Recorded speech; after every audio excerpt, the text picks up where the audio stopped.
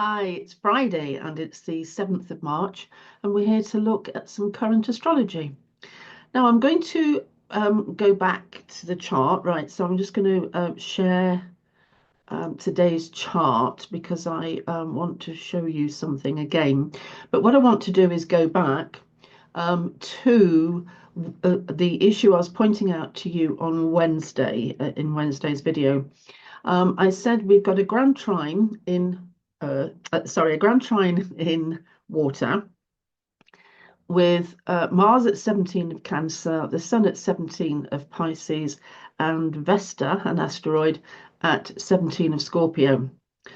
And I focused really on the fact that everything is happening here. This is where, so Pisces rules broadcasting, and Aries rules war and warmongering, and so we've got the energies, if you like, and then we've got the confusion and the sleight of hand and the illusion, which is happening with the various discussions which is going on.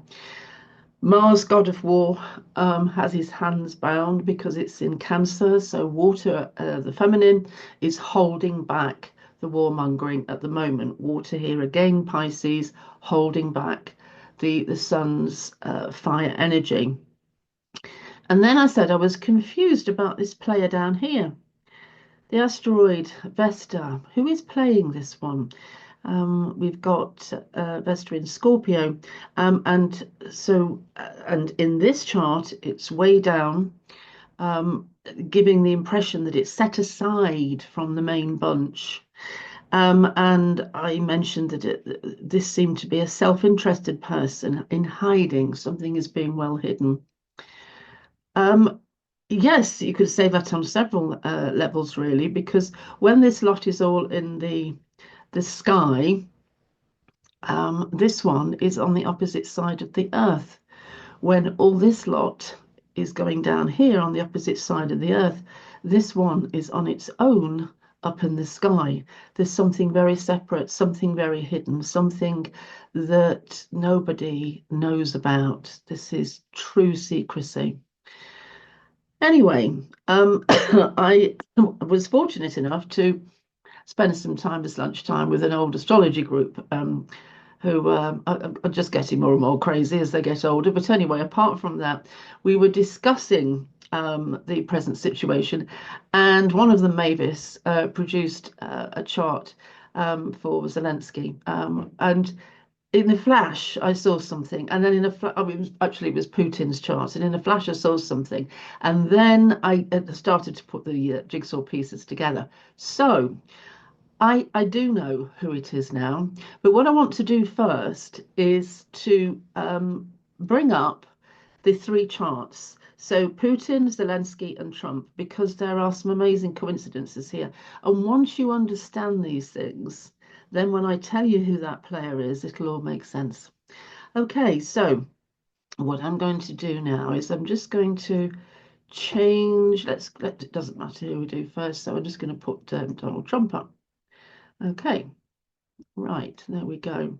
So I'm just going to share that with you now. I think I am anyway. Yes, there we go. No, we'll get there. Right. Okay, so this is Trump's chart. We have seen it before. What I want to do is point out his Leo, very prominent on his ascendant, and his Gemini. So the Sun in Gemini, high up in the 10th house.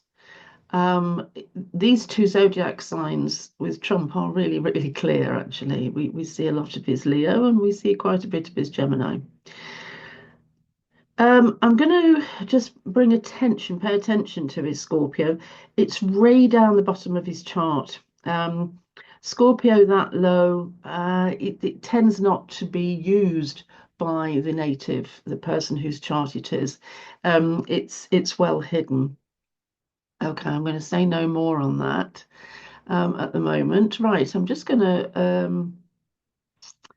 wonder if I can change charts while you're still there. Put Zelensky's up. Yes, I can. So here we have Volodymyr Zelenskyy. Right, I just want to point out something to you. Gemini, again. So Trump has his moon in Gemini. Zelenskyy has his ascendant in Gemini. And he has his moon in Leo. Now, Leo's way down in his chart. And generally, it's difficult for the native, as I said, to play any energies which are down here. They can't usually be accessed. But because he has three planets there, and because it's the moon, then he is getting information from it. So Leo is definitely an energy which he understands. He draws it to him, but he can't really be overt with it. He can't play it out right.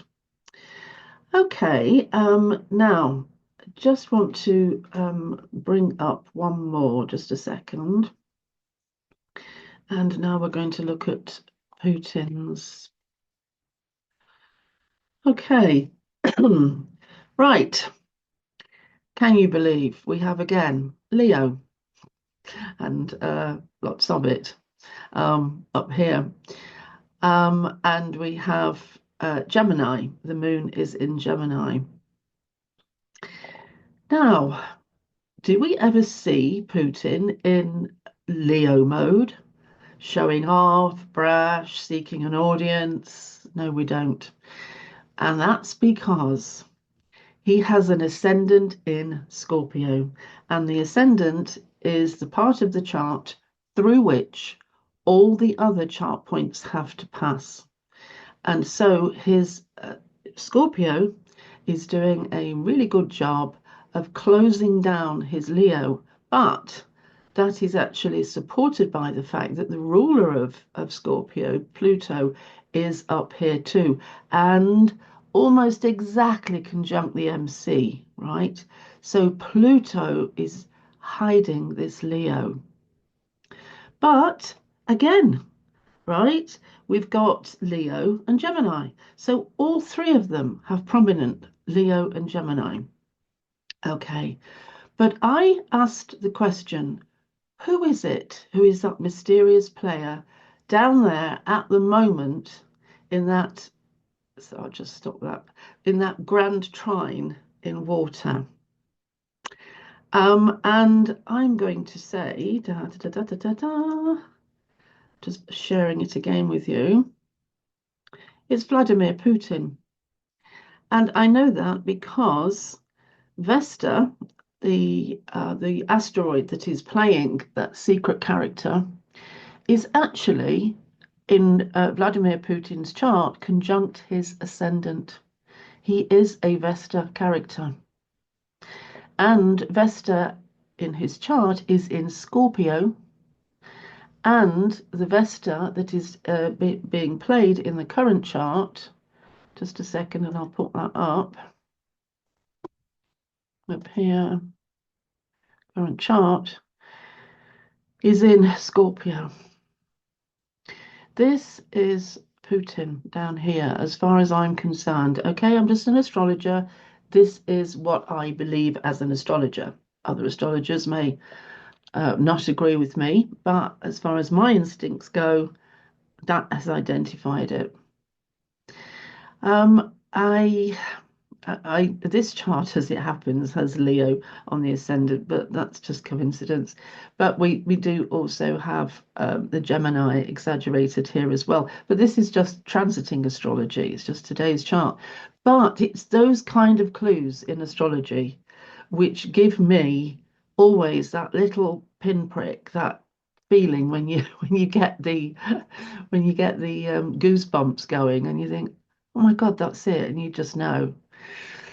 Anyway, so in that case, then I guess what we have is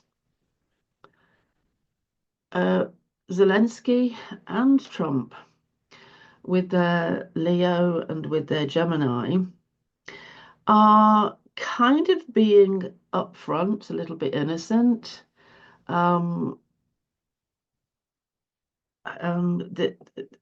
Putin here is holding all of the the secrets. He is the one who the other two don't really know about. They don't understand his depth. They don't understand the cunning and the secrecy involved in Putin's character. You could only really know that if you're an astrologer, because the mask of secrecy, the mask of Scorpio, is so impenetrable. Nobody can tell it. Nobody can go, oh, wait a minute. Without astrology, you can't read this. It is such a fascinatingly impossible mask to crack. The more that a Scorpio gets emotional or caught up with anxiety or anger, the more that mask hardens and stays the same. Scorpio is a formidable energy. I read some of Putin's past now. He was a KGB agent in Eastern Germany, known for his intelligence and cunning, and often did soirees, shall we say, to West Germany to gather intel. Someone with that kind of background is able to operate with this hard Scorpio mask unseen. It's not, nothing is obvious. So okay, these are just my thoughts, but I shall be curious and interested to see how this plays out, to be honest with you, because there is a player in here that is aside from everybody, keeping well out of the way, in the wings, showing nothing, but is leading the others to think that he is showing everything. It's a sleight of hand.